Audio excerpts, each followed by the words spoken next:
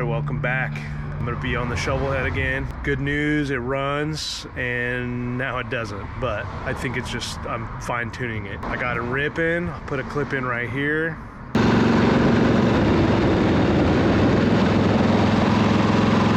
I got it going, heat cycled it, and then adjusted it as much as I could. For some reason it was running really good. Did maybe 10 miles, came back, let it cool down overnight. Maybe not even that. Maybe I ripped it twice during one day. And then I decided, what the hell, I'll take it to work, which is only 8 miles away. And it's on the freeway, so that's kind of as fast as I've ever taken it. And I probably only went like 50, maybe 55, but I just rolled on the throttle, rolled off, rolled on, rolled off. Anyways, it got really freaking hot. Get to work, do my work thing, work my 14 hours, and then I get out, kick it over, kicks over like 2 kicks, run it home. By the time I get home, it's like really freaking hot, like not okay hot. And I took the long way home, got home, started trying to adjust everything, trying to figure it out, try to do everything on the carb, and it just would not start. And then I was battling the battery. And once you start doing that, you should just call it quits, unless you got a backup battery. I basically just left it on tender overnight. Now it's back to full charge. So with a fresh set of brains here, I'm gonna check my lifters, because who knows where they're at. I don't think that's it, because it wasn't clicking or anything, but they might be off a hair, I don't know. I don't think that's it, but I'm gonna check it anyways, just to check that off. The other thing is, I'm gonna show you this. Right on this carb, you see this nipple here, that's on the manifold. And for some reason, my dumbass thought that was on the carb every time I'd look it through this. But there's another one back here on the carb that was not covered. So I need to reset my air fuel. The idle is pretty decent. That's another thing, is I had the idle wide open and I started twice and it was just revved to hell. I had to keep turning it off real quick, and I had the idle just like all the way off basically. I blew it, or on, or whatever you want to call it. I just gotta tune it. I'm gonna check these guys, and it should run. Didn't see anything coming out of the pipes or anything, so I'm assuming the leaks are decent, but I gotta get it running to check all that. Let's get to these push rods. All right, these are all oily, which is good, I think. So what I do is I'm just gonna run them through, check them.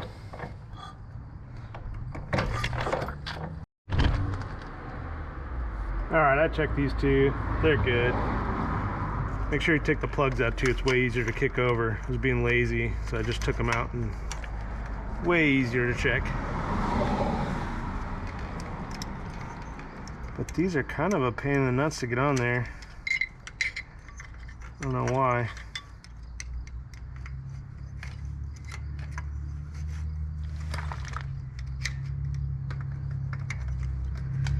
I don't know what's up with that. Okay.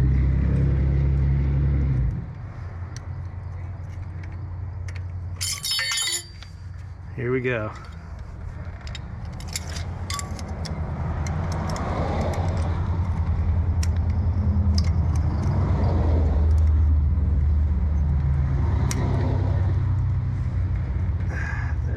This one's actually, ooh, got cocky.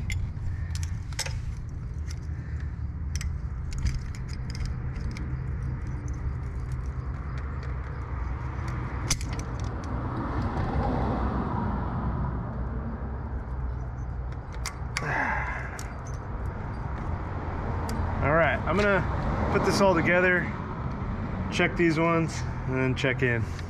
So I got it all dialed in. Other thing is, I was looking at my plugs, they were really white before because it was not getting enough fuel. It was just straight air going in. Going back to that, I think that's what was the problem. Making my motor get really freaking hot. Even my seat was hot, so that means the oil bag was really hot. But now, these are looking pretty burnt. So I gotta dial down the fuel ratio, I think. I might even have to buy a new set just to screw with, just to get this thing running. All right, let's put these in and set the carburetor back to stock, and then dial down the fuel, which I'm having problems with this carb as well, but one thing at a time. This carb is just leaking fuel out. Pretty annoying. I think I did a video of it. If I find it, I'll put it above in the link. So I'm on S&S's website. I've got one of these knockoff Amazon, eBay specials. I think I got this on eBay. Okay, so I got the idle, seated, and then one full turn out. I think that's what it said. Turn and a quarter probably. Basically till this throat is opened up a little bit. I got this out of turn and a quarter. That's what that was. So I got this one about a half. Air fuel mixture, turn and a quarter, and then I forgot what this is, but it's adjust how much fuel's coming in. That I got pretty far out, like one, almost 2. That's what I had it on before, so let's see what happens. Basically ready to kick it over.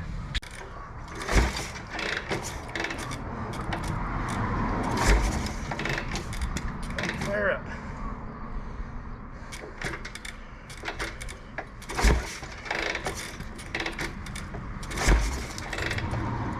Here you trying.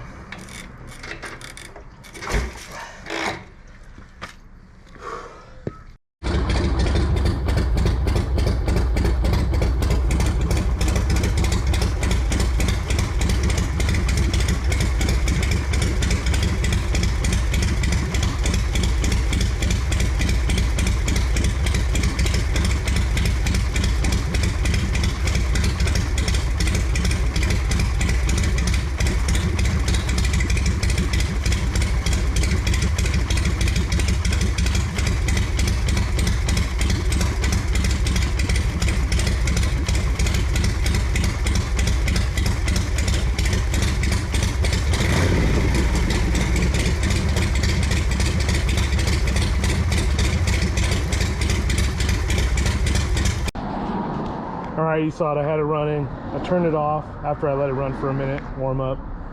I'm gonna take it for a rip.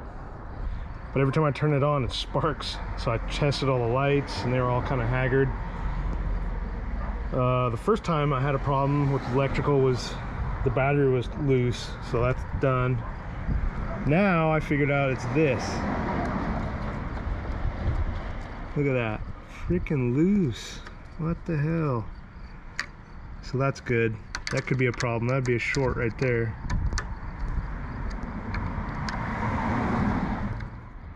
Hopefully that's it. Nope, it's still sparking. What's that all about? Hopefully this thing isn't fucked up. Oh, I can't ride it. I catch on fire. So I might have to do an on and off switch and see what happens. What do you think?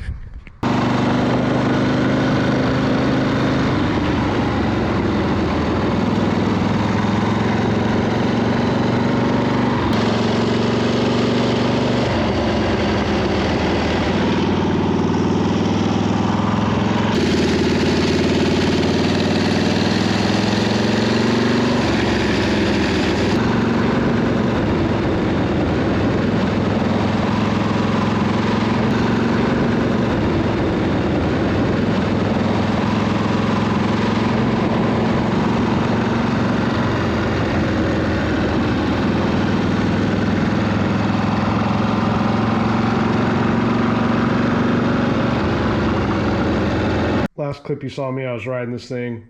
It was running really good. And I couldn't get it started again like the next day. And that freaking switch kept popping. So what I did is started going through everything. I put an on and off switch on it, so I was able to ride it that last clip, which really sucks. And I was testing everything, and everything was getting full juice. So yeah, the bike was testing 12, but when I tried to go start it, it was acting super weird. I'd kick it over, and usually it takes like 2 kicks. And if it didn't, the battery would die. So like in the previous video or whatever I was just doing before, it died one time. So I just charged the battery overnight, threw it in, kicked right over, rode it around. So I figured out that I'd kick it over, wouldn't start, the battery would be too dead to kick over. So then I tested the battery, and it was at like 9, which it should kick over. I kick it over again, and then, you know, kick it over a bunch of times, and then I figure, oh, it's not firing off, so definitely something else. I checked the battery, it'd be like 5. So I didn't, that's crazy. I've never heard of such a thing. It's just kicking the juice right out of it. I just had on and off switch. I'm testing everything. I take it off the bike and the battery would be at like 11. What the hell is going on? So I take the battery, I charge it, I take it to O'Reilly's. They test it. They say it's fine. I mean, it's a brand new battery. So now I'm at the point where I don't know what the heck's going on. I'm kind of putting everything back together, and I'm kind of at limbo because I ordered a new switch because that other one's probably cooked. I'm not even gonna use it. One of these days I'll get a hair at my butt and maybe put it back on the bike, but I'll just get another one. They're like $30, and that one's a 6-pin, so I'm trying to get a 5-pin. I bought a carb rebuild kit because my carb, it doesn't seat, and then it just spills out the overflow the whole time, so that's kind of sketchy. It's just shooting fuel everywhere. So every time I try to start it, it's just dumping fuel. I gotta fix that. So I did that, and then I got a carb gasket bracket for the back of the car. I'm just trying to get everything dialed in, all the stuff I should have been doing a while ago. But of course, motor problems. All this little stuff I can figure out. It's all easy peasy, one thing at a time. But I'm back to electrical nightmare. I gotta rewire everything. I'm not gonna rewire it necessarily, but I'm gonna clean it up. Now that I know that the bike runs, I just kind of ran wires, and then if there was like 2 extra feet, wound it up and threw it in there, and then you get a little rat's nest after you have like 7 different wires. So I'll clean those up, make it make sense. Let me just show you actually. All right, so the reason why I have so many wires, and I kind of did a real hack job, is because I was trying to do on, so when the bike's on, this light comes on. I can't remember these two, but one's an oil light and the other one's a neutral. So now I have a different transmission, so the neutral's gone because I don't have the right wiring. And I have a pressure gauge, so I don't need the oil one. The other thing is I thought these were shorting out because I didn't do a good job wiring it. So every time I take this off, it's dangling, and I kept pulling the wires out. So I thought that was my first short, which it could have been. And then, yeah, I just got this madness going. So I'm gonna clean all this up. Hopefully that'll clean up a lot of it, not having extra bunch of wires.